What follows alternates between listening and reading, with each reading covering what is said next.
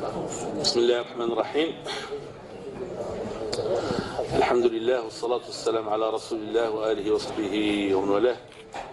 السادة الوزراء المحترمون، السيدات الوزيرات المحترمات، كما جرت بذلك العادة نعود لنحمد الله سبحانه وتعالى ونثني عليه على ما يوالي علينا من نعمه، وإن كنا في هذا اليوم متأثرين بحدثين وقعا في هذا الأسبوع. وسوف أبدأ بالحدث الذي وقع خارج أرض الوطن في دولة بلجيكا الصديقة، ألا وهو التفجيرات الإجرامية واللا إنسانية التي ذهب ضحيتها عدد من الناس أبرياء من مختلف الديانات والجنسيات في مدينة بروكسل. وأريد أن أؤكد أن هذا الحدث لا يمكن أن يمت للإسلام بصلة. فالإسلام دين السلم ودين الحق ودين العدل، ومما جاء في محكم التنزيل قوله تعالى: والذين لا يقتلون النفس التي حرم الله إلا بالحق. فبأي حق قتلت هذه الأنفس البريئة؟ ومن أعطى الحق لأي شخص أن يتصرف في أرواح عباد الله؟ فبطبيعة الحال نحن تبعا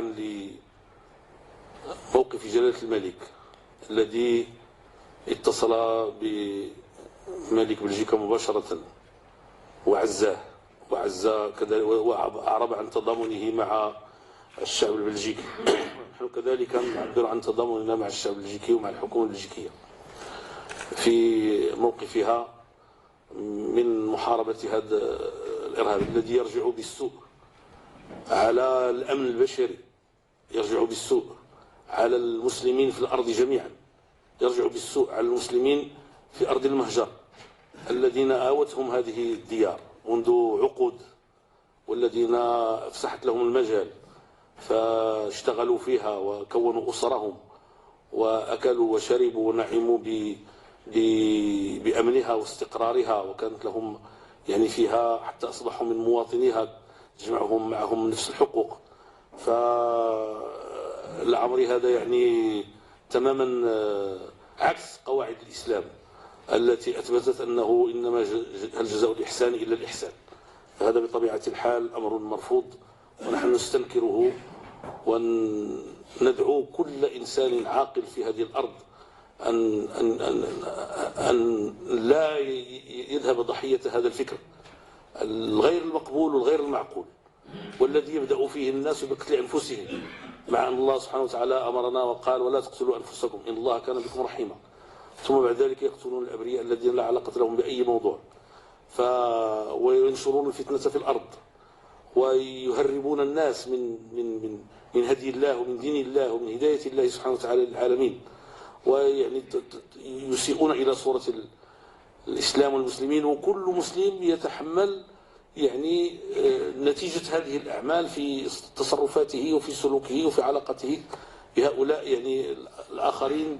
نصبح مظنة تهمة، مع أن عددنا هو 1.5 مليار، ونحن ساهمنا دائما في السلم في هذه الأرض وفي هذه البشرية. فكيف يعني يمكن أن نتسامح في أن يلحق ويلصق بديننا هذا الأمر المؤسف؟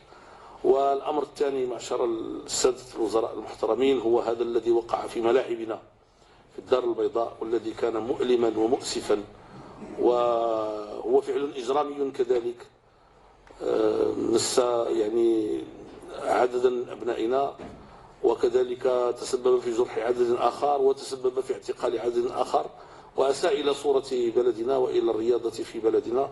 فأريد أن أقول لكم أن الدولة يعني مصرة على إيقاف هذا المد الإجرامي، دعونا نقولها بكل وضوح بكل صراحة، ما دام أصبحت تسقط فيه أرواح بشرية، والبحث عن الأسباب التي أوصلتنا إلى هذا الواقع لإيقافه. ونريد أن يعني ننبه القائمين على هذا الأمر بصفة عامة إلى أن يراجعوا طريقة تدبيرهم لهذا الشأن، وينظروا إلى الأسباب التي أوصلتنا إلى هذه الأمور، ويعملوا من جهتهم على إيقافها. ونحن كذلك كدولة لا يمكن أن نتساهل في التلاعب بأرواح المواطنين أبرياء مرة أخرى ذهبوا ليستمتعوا بمشاهدة يعني مباراة في كرة القدم، فإذا بهم يعني يفقدون أرواحهم أو تفقدهم أسرهم، ويدخلون في متاهة الجروح والإعاقات والسجون.